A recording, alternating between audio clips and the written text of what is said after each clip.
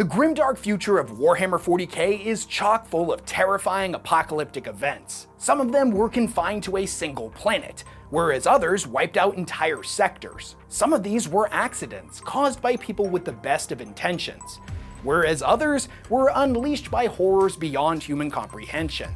Hell, some apocalypses were caused by the Imperium on purpose in order to cover up other apocalypses. In this video, we're going to be taking a look at the top 10 apocalyptic events from the entirety of Warhammer 40K's history. We're going to be talking about a strange alien device that was discovered in one of the most creepy areas of the galaxy. When it was opened up, it let loose a plague of sentient nightmares, an apocalyptic war against the Imperium's first major enemy, one that appeared only 40 years into their journey and almost destroyed the Imperium before it had even really gotten started. We're also going to be talking about an apocalypse that lasted for millions of years, a war waged with weapons designed to kill gods, a war that may have actually been a lot bigger than we were previously led to believe. We're going to be getting into all that and a whole lot more in this video, but if you've watched a lot of my content in the past, you might notice that a lot of these topics we've covered in more depth in some of my deep dive videos. So for those entries that appear on this list, I've abridged large portions of them and focused on just the details that you need to know, while also adding some new information that I didn't include the last time that we spoke about them. Okay, with all that said, quick shout out to this video's sponsor, and then we're diving headfirst into the grimdark. This video is sponsored by Warhammer 40,000 Tacticus, and if you're not playing it already, there's never been a better time to jump in, as they've just added everyone's favorite Space Marine vampires, the Blood Angels, to the game, including the Lord of Death himself, the legendary champion Mephiston, Chief Librarian of the 9th Legion. And let me tell you, this dude is an absolute powerhouse. His passive, Fury of the Ancients, generates extra attacks against anything he moves into contact with. And his active, the Quickening, allows him to charge and strike for 120% of normal damage. But if he targets a hex with a fellow Blood Angel in it, they'll swap places and both generate an extra attack for free. He's like a highly mobile, bloodthirsty blender, and I'm super excited to see how he ends up shaking up the meta. If this is somehow your first time hearing about Tacticus, it is the definitive tactical Warhammer 40,000 experience on mobile. The game features fast-paced, brutal skirmishes that are easy to pick up and play, but challenging to master. It's absolutely chock full of content, with tons of different game modes, including PvP arena battles, guild raids, multiple faction-specific campaigns, and over 70 legendary Warhammer 40,000 champions to collect and battle with, from 16 playable factions. Click on my link in the description of this video or scan the QR code here on screen to download and play the game for free today. A huge thank you to Warhammer 40,000 Tacticus for being such a long-time sponsor of this channel. Number 10. The Pale Wasting. Let's kick this video off with a relatively obscure yet devastating apocalypse that doesn't get talked about nearly enough, both in the 40K community and the lore itself. And that's because, and this will very quickly become a pattern throughout this video, almost all of the information pertaining to it has been aggressively censored or redacted by the Inquisition. This little apocalypse, that would come to be known as the Pale Wasting, was caused by something that crawled out of everyone's favorite super creepy haunted region of space, the Ghoul Stars. Now, if you're unfamiliar with them, there haven't really been that many expeditions into the Ghoul Stars, so we don't really know everything that's going on in there. But it is said to be home to multiple different Xenos empires, a Necron dynasty consisting of nothing but cannibalistic flayed ones, and, quote, horrors beyond human comprehension. Well, as it happens, in the 34th millennium, one of those horrors managed to break free, and unleashed what is described only as a star-spawned plague brought forth by a series of nightmare engines. What all of that actually means is anybody's guess, but we do know that this thing managed to wipe out hundreds if not thousands of planets, and a total combined force of 12 Space Marine chapters were deployed to push it back.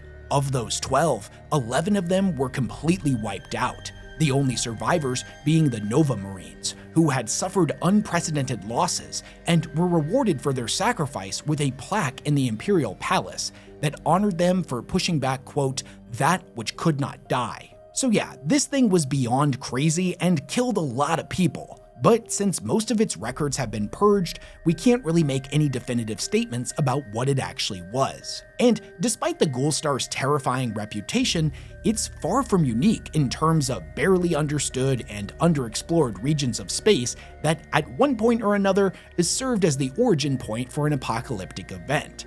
So for the next entry, we're going to move further out into the galactic map, to a region known as the Halo Stars. Number 9. The Forgotten Apocalypse. If you're unfamiliar with them, the Halo Stars derive their name from the fact that they form a ring around the outer edge of the galaxy. It comprised of the Milky Way's most ancient stars and countless long-dead planets. This region is the source of an ancient myth that speaks of a nameless, unremembered war. A war said to be unequaled in ferocity and so terrifying that the Inquisition did what it does best, went about covering up all history of it.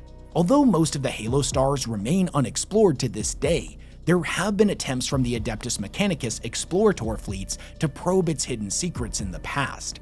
One such attempt took place in the 32nd millennium, while the Imperium was still licking its wounds from the Horus Heresy. Now, apparently, one of their fleets stumbled upon a truly terrible artifact that would come to be known as the Echoing Vault.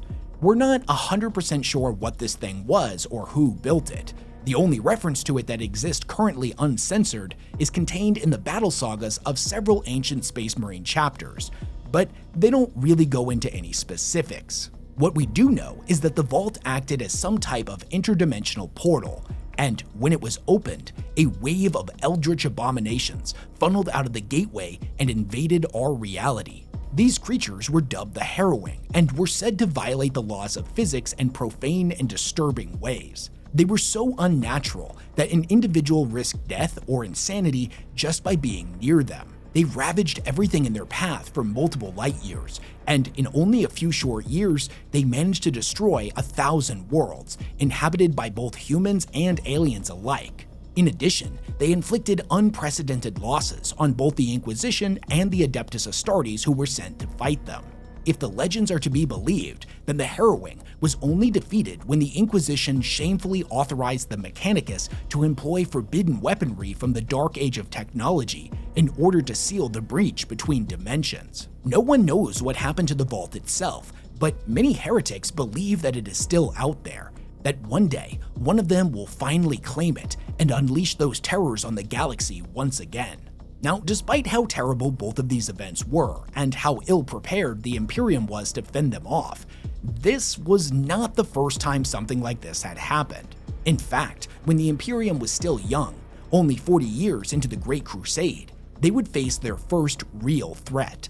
One that, if events had gone differently, could have seen the Imperium wiped out entirely before it had even really gotten started. Number 8. The Rangdan Xenocides. Although we don't have any references for what they actually look like, the Xeno species known as the Rangda were said to be towering monstrosities, as terrifying in strength as they were in intellect. They were conquerors and destroyers, whose ambition, coupled with their foul, blasphemous technology, threatened to drown the Emperor's dreams in a sea of blood. All in all, the Imperium would end up embroiled in 3 separate wars with these guys, although that last one wasn't so much a war and more a merciless execution, but we'll get into it. They were first encountered in the galactic frontier when they attacked fledgling Imperial worlds by surprise. The total number of civilian deaths, coupled with those of other Imperial military forces, was lost to history. Though we do know an estimated 5,000 Space Marines of the Dark Angels Legion, who had been sent to intercept them, would lose their lives in the fighting. Now, believing that the Rangda had been defeated, the Great Crusade got back underway.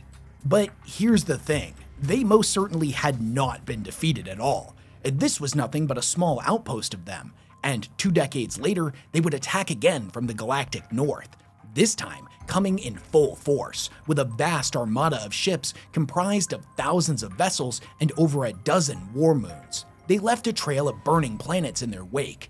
Many were scoured clean of life, whereas on others, they would mind control the entire population via neural shackles and raise them as a thrall army to throw against the Imperium. Over the next 2 decades, dozens of Titan legions, entire exploratory fleets, 19 inhabited systems, over 80,000 Astartes, and millions upon millions of lives would be lost before the crisis was finally declared ended. It's even rumored that this is where the 2nd and 11th Legion, as well as their corresponding Primarchs, would end up getting destroyed. But take that with a grain of salt, as there's a lot of conflicting information about the missing legions out there, so we'll get into that in another video. Perhaps even more tragically, this was one of the first times the Imperium would have to take extreme measures to censor information. It was believed that for them to be able to rebuild properly, and the people to maintain faith in the Great Crusade and the Emperor's plans, all surviving veterans of the conflict would need to be silenced. A small handful were able to be trusted to swear an oath to secrecy, but the rest were executed. Entire worlds full of survivors that were planned to be part of the Imperium would end up getting cut off and abandoned, forced to fend for themselves against the horrors of an uncaring galaxy. But this isn't where the story of the Rangda ends. It had one more bloody chapter, wherein we get the name the Rangdan Xenocides from. By chance, the White Scars would happen to discover the ancient nesting grounds of the Rangda, where their survivors had fled to lick their wounds. This information was delivered to the Dark Angels and the Space Wolves, who subsequently deployed in force, obliterating their worlds from orbit before descending to verify that there were no survivors. Even though it's called the Third Rangdan War, this wasn't really a war at all. More so a one-sided extermination. Every surviving life form was cut down, their great cities burned, and all traces of their civilization purged in fire. Although unlikely, it is possible that some Rangda managed to survive, that they're out there somewhere right now biding their time and waiting for the perfect moment to take their revenge. Either way, this would not be the last apocalyptic event inflicted upon mankind by an unknown enemy. But in the next event we're going to talk about, the Imperium was not facing an entire army, but a single creature of incalculable power. Number 7. The Catelxis Heresy. The Warhammer 40K universe is full of horrifyingly powerful and malevolent entities, some more well documented than others. One of the most famous was a creature known as the Catelxis. We don't really have a lot of insight into what exactly this thing was, whether or not it was a one-off genetic freak or the harbinger of a yet unidentified xeno species. Whatever the case may be, this thing was easily one of the most powerful psychic entities that has ever blighted the physical universe. It was able to single-handedly mind control the combined populations of 1,300 Imperial planetary systems simultaneously. Not planets, entire systems. With endless legions of mind-controlled slaves under its control, it kicked off a terrible and bloody war that only stopped when the Black Templars launched a crusade against it that ended in its execution. The amount of death inflicted by this thing was bad enough, but unknown to the Black Templars at the time, who thought they were victorious, the worst was yet to come. Right before the creature succumbed to its injuries, it let loose a terrible psychic death scream that reverberated throughout the warp, amplifying in power with each subsequent echo. As this terrible wave of psychic backlash ripped across the stars, it burned out the minds of 1 billion astropaths, the psychers that make interstellar communication possible for the Imperium if you're unfamiliar with them.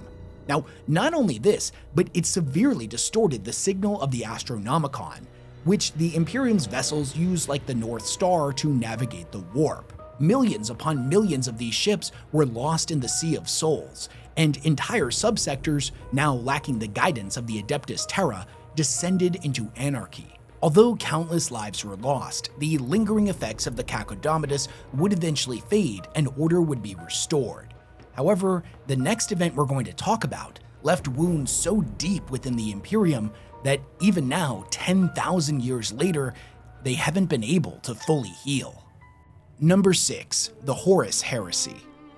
To call the Horus Heresy one of the most pivotal apocalyptic events in the entirety of 40K's timeline would be a massive understatement. And honestly, just as an entry in a list-style video like this, we really can't even begin to fully do it justice. In the book series by the same name, there are 92 full-length novels that cover it. let alone all of the short stories, the novellas, the collections, the audio dramas, etc., etc. So we're going to keep it brief and just stick to the broad strokes. At the tail end of the Great Crusade, the Emperor would return to Terra to work on his Webway project, and would anoint Horus Lupercal, Primarch of the Luna Wolves, as the Great Crusade's War Master. He would lead in the Emperor's place and would speak with his authority. Now, due to a series of manipulations involving the Wordbearers Legion, the Chaos Gods, and everyone's favorite sentient anal polyp Erebus, Horus would end up turning traitor. He would rally half of the Space Marine legions to his cause, telling them that the Emperor had lied to them. He was unfit to lead, and for humanity to survive, he would need to be overthrown. From the first shots of the drop site massacre to the invasion of Calth, all the way to the gates of the Imperial Palace itself in the Siege of Terra, humanity would be embroiled in one of the bloodiest civil wars the species had ever seen. The war would eventually come to an end, wherein Horus, now a full-blown puppet of the Chaos Gods and infused with a portion of their terrible power, faced the Emperor in a final battle on his flagship. He would fail to overthrow him, losing his life and having his soul completely obliterated in the process, but he would succeed in mortally wounding his father. The Emperor would be placed on life support upon the Golden Throne, and would stay there entombed for the next 10,000 years. The total death toll of the Horus Heresy is gotta be something immense. Now, the Warhammer Wiki claims that it's somewhere in the realm between 2.3 and 4.6 trillion, but I don't know where they're getting that number from. I spent a solid day checking out all of the sources that they had listed, and I'm not seeing it. So if you know of a source that has this exact figure in it, then definitely let me know about it in the comment section. Until then, I'm going to assume this is inaccurate to say the least. Even still, it does give us an idea of just how devastating this event truly was, and they're only really taking into account the lives lost during that 9-year period of time. Considering that 90% of all of the bad things that have happened to the Imperium since this time can at least trace themselves back in some respect to the Horus Heresy, the actual death toll is unthinkable. Now, even though the Horus Heresy is easily one of the worst things to have ever happened to the Imperium, if you take out the estimated deaths that would occur in the future as consequence of this event, and simply focus on the number of lives lost during the event itself, it doesn't come anywhere even remotely close to the next apocalypse we're going to talk about. Number 5, the Tyranic Wars. I don't think we could do a list about 40K's space apocalypses without bringing up the Tyranids, as many consider them to be the largest threat the Imperium is currently facing, and that goes for literally every other living creature in the galaxy as well. But all things considered, the Tyranids haven't really been around for very long. Their first documented sighting was only 260 years ago. Since that fateful moment that the Imperium discovered a whole bunch of dead worlds that had been completely stripped of life down to the cellular level, the Tyranids have unleashed 4 separate massive incursions that are commonly referred to as the Tyranic Wars, each and every one substantially more devastating than the last. You see, Tyranids as a species are famed for their ability to quickly adapt to whatever they're fighting against, whether that be by utilizing their accelerated evolution to come up with new bioforms that are able to directly counter whatever you throw at them, or by consuming the biomass of their slain enemies to learn everything about them. Their strengths, their weaknesses, even their memories are cataloged by the hive mind for later use. The first Tyranic War was fought against Hive Fleet Behemoth that invaded from the Eastern Fringe. For as dangerous as they were, this was the most straightforward fight mankind would ever have against them. They were brutally direct in their approach, like a giant living battering ram that bowled through everything in its path, including the imperial world of Tyran, which is where their name comes from. They were eventually defeated by the Ultramarines and the Tempestus fleet at the Battle for Macragge. Now, in the aftermath, there were several different hive tendrils of Tyranids that remained a problem, but most of their major battles were fought against the Eldar in the Tau. From the Imperium's perspective, however, this may have been a one-off encounter. They heavily fortified the Eastern Fringe just in case they returned, but after 2 centuries without any major incidents to speak of, discussions began on whether or not those troops should be deployed elsewhere. And then, Hive Fleet Kraken showed up and kicked off the Second Tyranic War. Now, this Hive Fleet was completely different. It was cunning and capable of advanced tactics that Behemoth wasn't. It split its main force into multiple splinter fleets that would attack from multiple angles, routinely outflanking Imperial forces. It probed the enemy's defenses for weak points before striking with decisive force. Now, once again, the Ultramarines were called upon to face down the Xenos threat, and they would eventually defeat the Hive Fleet, but it's estimated that their rampage consumed over 1,000 worlds in the process, along with almost 80% of the Eldar craft world of Eondon. At the end of the 41st millennium, the Third Tyranic War would begin when Hive Fleet Leviathan attacked from underneath the galactic plane in a large, widespread assault on the galaxy. Having learned from all of its previous engagements and now bearing tendrils more capable of acting independently, as well as a large amount of psychic organisms, the total loss of life shot up exponentially. Things got so bad so quickly that the Imperium would end up doing the unthinkable, inflicting genocide on its own planets just to slow them down. Inquisitor Critman called for the exterminatus of all of the worlds within the Hive Fleet's path in an attempt to starve it of biomass. Now, despite the horrific implications of such a decision, it ultimately did kinda sorta work, at least for a little while. But the Tyranids would eventually recover, making it all the way to the Blood Angels' homeworld of Baal. This is also the period where we see the Octarius Wars begin, wherein that same Inquisitor from before, who has now been branded as a heretic for his crimes, was still committed to the goal of eradicating the Tyranids, and thus lured one of their splinter fleets as bait into the path of the Orcs. Things were looking pretty bleak, and it seemed for a moment that this may be the end of the Imperium. But with the revival of Rabute Gilliman and the opening of the Great Rift, the Tyranid advance was halted, and thus ended the Third Tyranic War. With the launch of Warhammer 10th edition, the Fourth Tyranic War has fully gotten underway, wherein Leviathan invaded yet again, this time attacking from 3 directions simultaneously. As this is a developing narrative and we don't really have a conclusion to it yet, I'll dedicate a lot more attention to it in its own future video.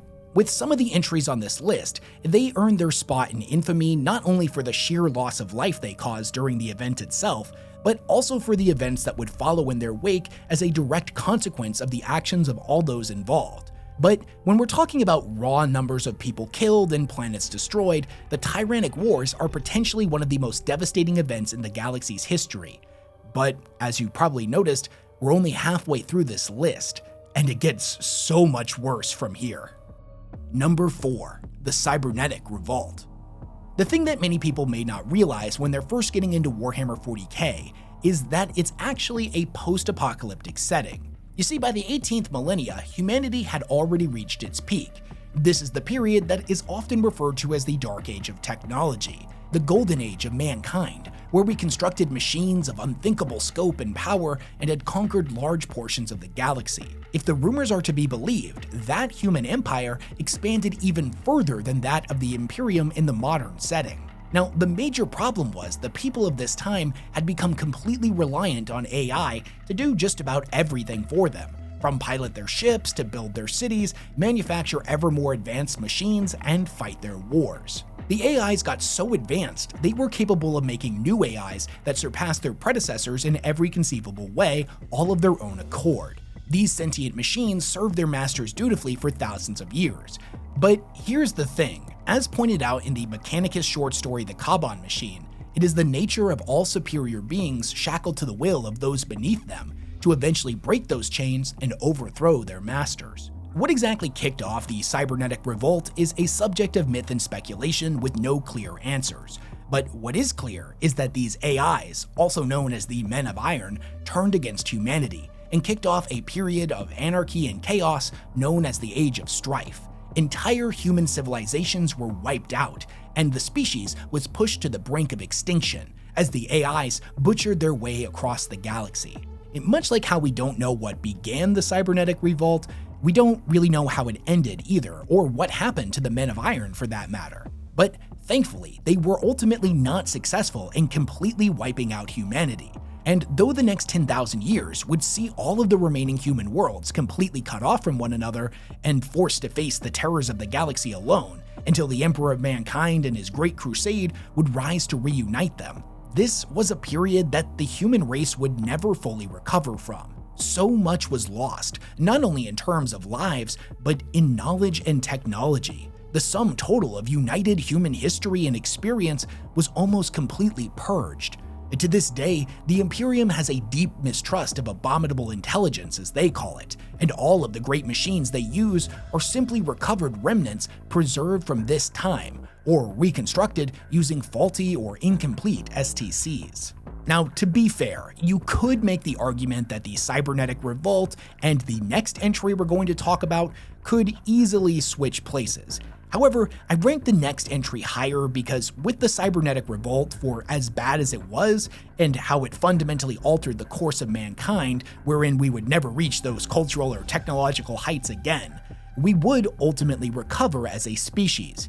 However, the same cannot be said for the people affected by the next apocalypse, a species that even now 10,000 years later is on the verge of extinction. Not only that, but the horrifying aftermath of this event was not just their problem, but the problem of every living creature across space and time forevermore.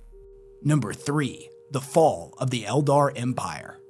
Long before the human species left the trees and began the process of ascending the evolutionary hierarchy to become the undisputed masters of their home planet, the Eldar had already established themselves as the masters of the galaxy, and had ruled as its undisputed superpower for tens of millions of years. As humanity, for obvious reasons, doesn't have any records of this time period, we can only guess at just how large their empire was at its peak. But there is a quote that's passed around pretty often from a Harlequin in the novel Throne World, where he referred to it as, quote, the empire of 10 million suns. Now, compared to the Imperium's famous million planets, that's a pretty big difference. The major problem that the Eldar were facing was the fact that they didn't have any problems. When you're a long-lived species like them that doesn't have any wars to fight and no massive problems to solve, you end up having a lot of free time to spend on more sensual pursuits.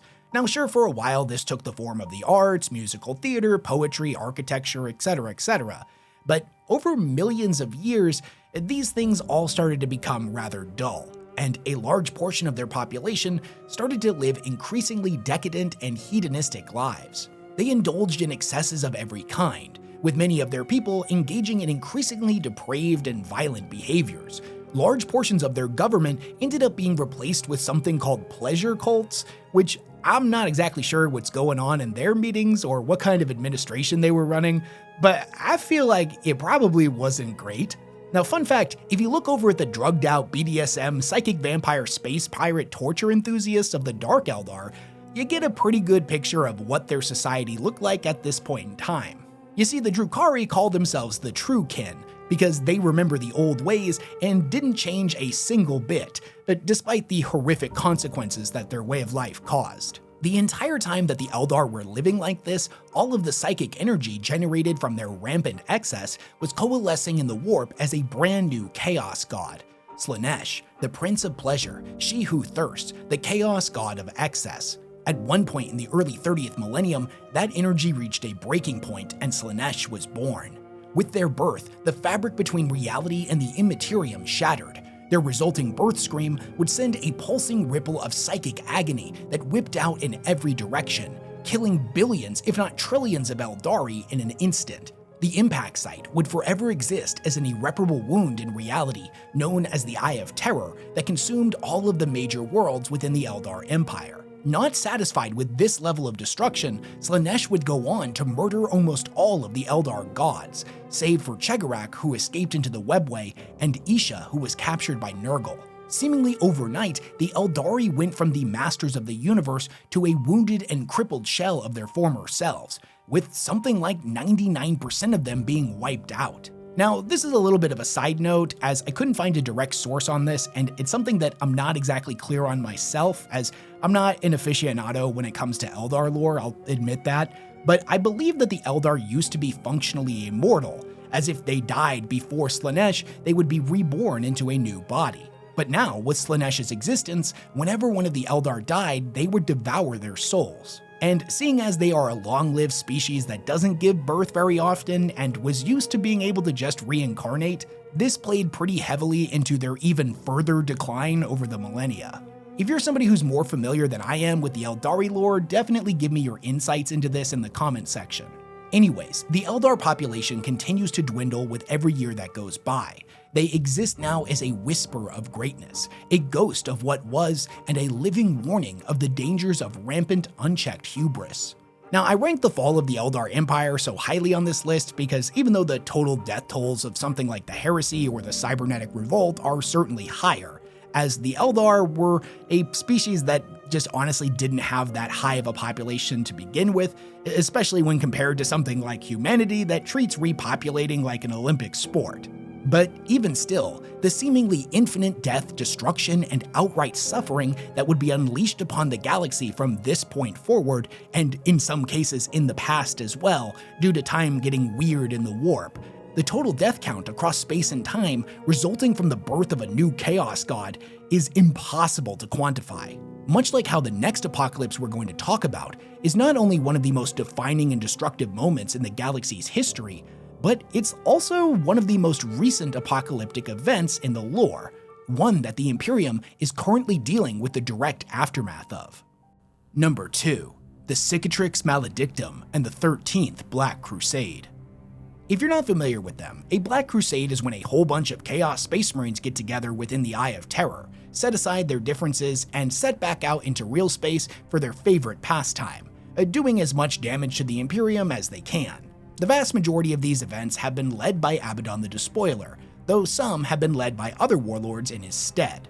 Although the damage that each and every one of the Black Crusades has done to the Imperium varies, they have remained as a consistent and dangerous threat. However, all of them pale in comparison to the 13th, wherein Abaddon managed to destroy the fortress world of Cadia, one of the most heavily defended bastions in the entire Imperium that stood right outside of the Eye as the first line of defense against the forces of Chaos. Not only did he blow up the planet by chucking an ancient and powerful Xenos artifact at it known as a Blackstone Fortress, but this also disrupted a network of Blackstone pylons across the galaxy that was keeping the Eye's malevolent energies at bay. Once they were gone, the energy of the warp began to flood into real space, creating the Citelxis Maledictum, also known as the Great Rift, that split the galaxy in half. Billions of worlds were caught in its path and believed to have been destroyed outright, as being instantaneously assailed by the raw power of the warp is something that almost none can survive. However, those killed instantly like this may have just been the lucky ones, as all of the planets on the opposite side of the rift from Terra were plunged into darkness, cut off from the Emperor, the Astronomicon, and every other planet. This half of the galaxy would become known as Imperium Nihilus, and the forces of Chaos, which up until this point had been forced to remain within the Eye of Terror, were now able to freely prey upon the stars again. I know it's something that we didn't exactly cover in this video, but if you're a Warhammer aficionado and you know just how bad the Age of Strife was, that's quite literally what is happening on that half of the galaxy right now. It is a lawless realm where every planet is forced to fend for itself, and the enemies of mankind don't have to worry about Imperial reinforcements. They can just raid to their heart's content. The chaos unleashed by the Great Rift is something the human mind is simply not capable of processing. There are just too many variables, too many people, too many factions, too many species affected by it. No matter what planet you're on, this thing is visible across the sky, and by looking at it, a person can be driven to madness. This is exactly what happened on Terra, who, remember, was not caught in the Great Rift's path, not in Imperium Nihilus, and nowhere near its opening. But even still, within only a few days of the Rift's appearance, its quadrillions of civilians were plunged into anarchy and insanity. The Adeptus Terra and all of the armed forces that worked for them were completely ill-prepared to handle something like this. They could only barely hold on as they established quarantine zones and cut down hordes of lunatic civilians.